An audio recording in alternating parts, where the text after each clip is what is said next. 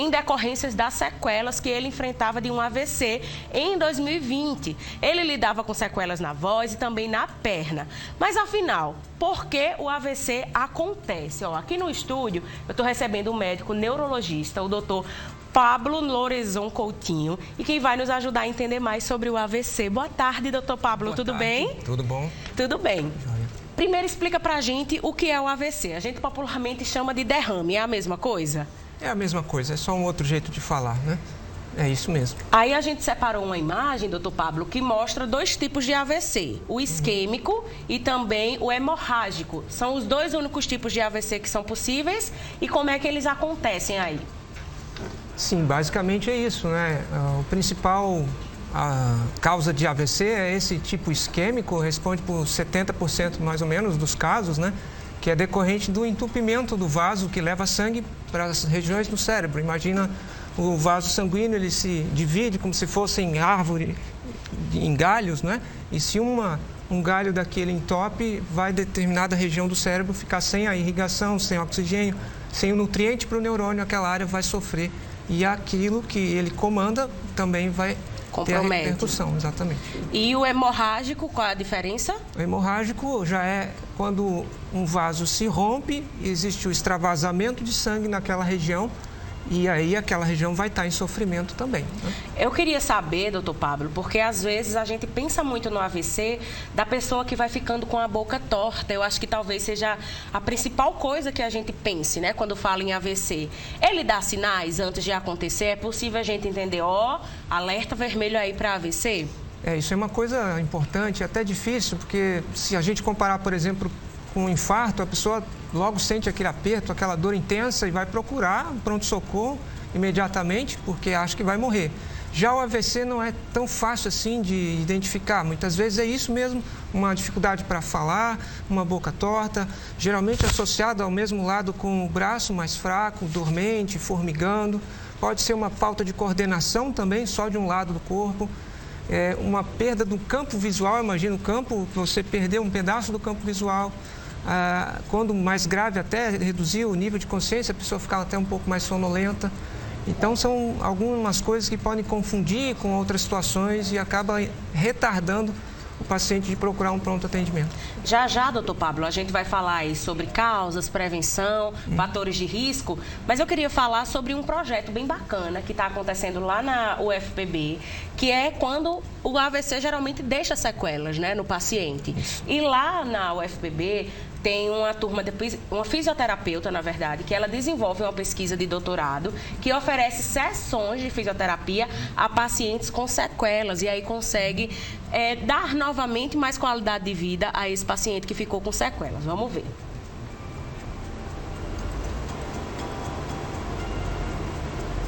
Tem aí o nosso VT, Thay?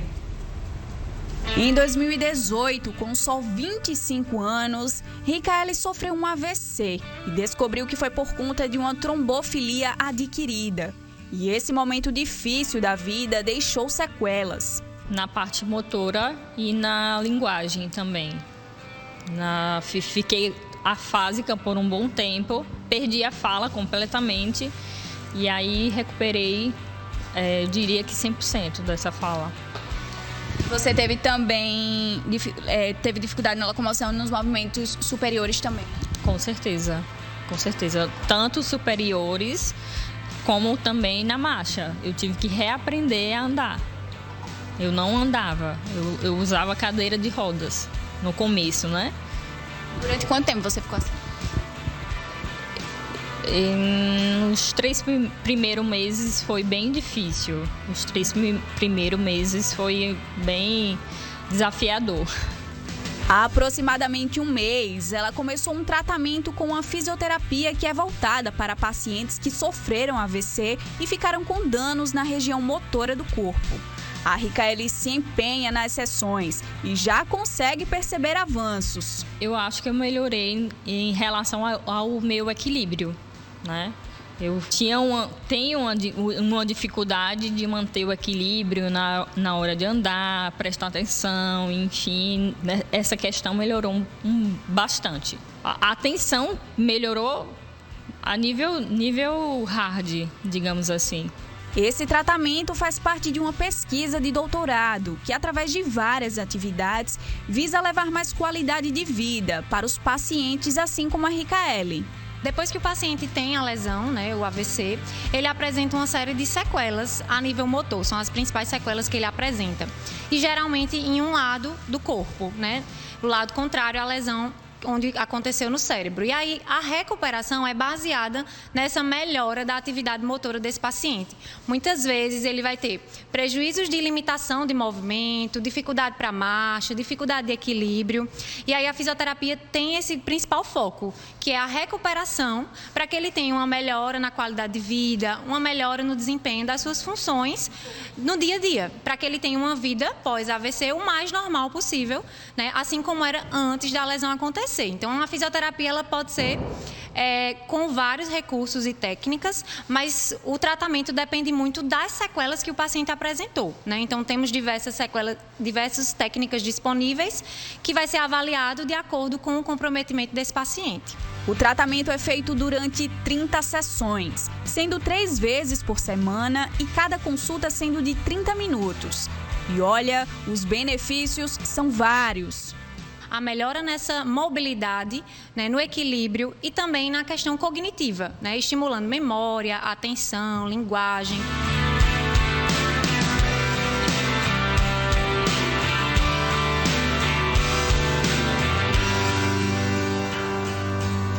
Muito bacana, né, esse projeto. Inclusive, se você teve AVC, conhece alguém que tenha sofrido AVC e ficado com sequelas e queira participar desse projeto de pesquisa da Heloíse, entre em contato com ela pelo número 98640-8482, 98640-8482, que ela vai te orientar como é que você pode participar e aí ter acesso a essas sessões e voltar a ter qualidade de vida, né, pós-AVC. O doutor Pablo está aqui comigo ainda e chegaram algumas dúvidas. Vamos lá ajudar nossos telespectadores? Ok. Coloca aí na tela o nosso WhatsApp quem mandou mensagem. Ana Marli, ela quer saber o que devemos fazer para evitar o AVC. Um cheiro, Ana.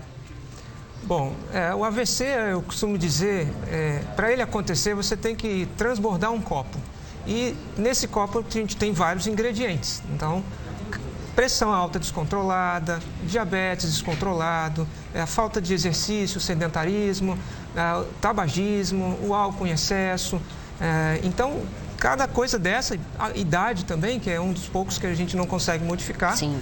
Mas cada ponto desse vai transbordando, tendo risco de transbordar esse copo. Se transbordar, aí a pessoa tem um AVC. Então, a gente tem que cuidar de tudo isso, né? Alimentação regrada, exercício, controle dos fatores de risco. É aquela equação básica para tudo, né, doutor Pablo? Isso. A Santinha Flores disse o seguinte: a depressão pode causar AVC? Geralmente as pessoas falam sobre estresse, mas depressão pode ser algo agravante, doutor? Às vezes de forma indireta, né? A pessoa com depressão acaba deixando de se cuidar, não é? Então, deixa de tomar os remédios muitas vezes, né? Perde um pouco o interesse, o prazer nas coisas e acaba descuidando da própria saúde de forma indireta, sim. Tem mais uma dúvida, a Verônica. Eu gostaria de saber, porque meu filho tem muita dor de cabeça, toma 2 comprimidos e não passa. Difícil, hein, doutor Pablo, falar assim? A causa mais provável de dor de cabeça, ainda mais em criança, geralmente tem a ver com fatores comportamentais, ambientais, uma cefaleia do tipo tensão, até uma enxaqueca, se a mãe ou o pai já tiverem propensão a isso também. Mas dor de cabeça não é uma coisa que a gente costuma ligar a AVC. Na verdade, é um sintoma bastante lateral nesse caso. O Sérgio mandou o seguinte: minha mãe teve um AVC que comprometeu os movimentos de um lado do corpo. Sempre fico pedindo para ela não ficar deitada, só deitada. Estou agindo certo? Acho que ele quer saber sobre movimentar o corpo, né? Sim, a gente sabe dos prejuízos da imobilidade prolongada, né? E existem posições viciosas que a pessoa vai adotando. Então, o que conseguir estar se movimentando e aliado à fisioterapia, que é uma coisa importantíssima, vale sim, vale muito a pena. Quem mais? Tem mais uma dúvida da Nath. Boa tarde. Após a morte da minha bisavó, minha avó ficou muito abalada. No enterro, ela começou a ficar com a boca torta e nós vimos que era o começo de um AVC e tiramos logo ela dali. O que fazer realmente em situações como essas ou em situações bem graves? É importante, né, essa colocação da Nath. Como é que a gente age, doutor, em casos como esses, para dar um socorro? Sim, nesse caso tem que ser levado imediatamente a um serviço de pronto atendimento, né? Lá o médico vai tomar todas as providências, né? Existe essa diferença do sintoma, quando dura poucos segundos ou minutos, a gente chama de ataque isquêmico transitório. É um princípio de AVC. Isso é tão grave quanto o AVC, porque a pessoa precisa fazer uma série de exames para identificar a causa e fazer a prevenção correta, adequada. Quando passa, por definição, 24 horas desses sintomas, a gente considera até como um AVC mesmo, né? A Sandra, ela falou sobre enxaqueca. O senhor já falou aí sobre dores de cabeça, mas ela quer saber se a enxaqueca pode causar um AVC. Sim, particularmente aquela forma um pouco mais rara, que é a enxaqueca com aura, que é quando a pessoa sente algum sintoma neurológico transitório antes de ter uma crise propriamente dita, né? E como eu falei, é um ingrediente do copo que pode transbordar. Se a pessoa tem enxaqueca frequente, não faz tratamento, abusa de analgésico, às vezes usa anticoncepcional, que a gente sabe tem um risco um pouco maior também de levar alguma alteração na coagulabilidade sanguínea, né? Então, tudo isso junto pode levar, sim, o risco. Falando em coagulabilidade sanguínea, eita, foi a trava-línguas, viu? A Silvia Genuíno disse o seguinte: ela na gravidez foi diagnosticada com trombofilia. Qual é a probabilidade de ter um AVC, doutor? São muitos os tipos de trombofilias, né? Alguns a gente até indica a utilização de medicação preventiva, como anticoagulantes, né? Então, dependendo muito do tipo de trombofilia que ela tem, a gente precisa resolver. O Francisco, para a gente encerrar, disse o seguinte: meu pai teve um AVC em novembro e a gente notou que ele ficou bem sensível e inseguro. É normal isso? Tem reversão? É comum. O paciente fica bastante abalado, percebe as limitações que acaba tendo, né? Isso pode desenvolver ali algum desequilíbrio químico também, propiciar ter alguns transtornos de humor. São consequências que a gente precisa lidar.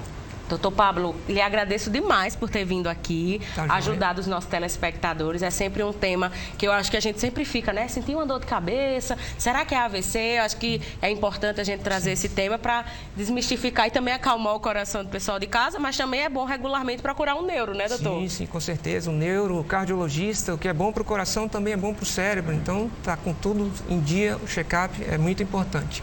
O Instagram do doutor está na tela, então podem ir lá seguir, que tem muitos conteúdos legais. Obrigada, viu, doutor Pablo? Obrigado, Desirê, por me convidar para falar de um tema tão relevante. Vou chamar novamente, de novo, viu? Tchau, tchau. Tchau. Ó, minha gente.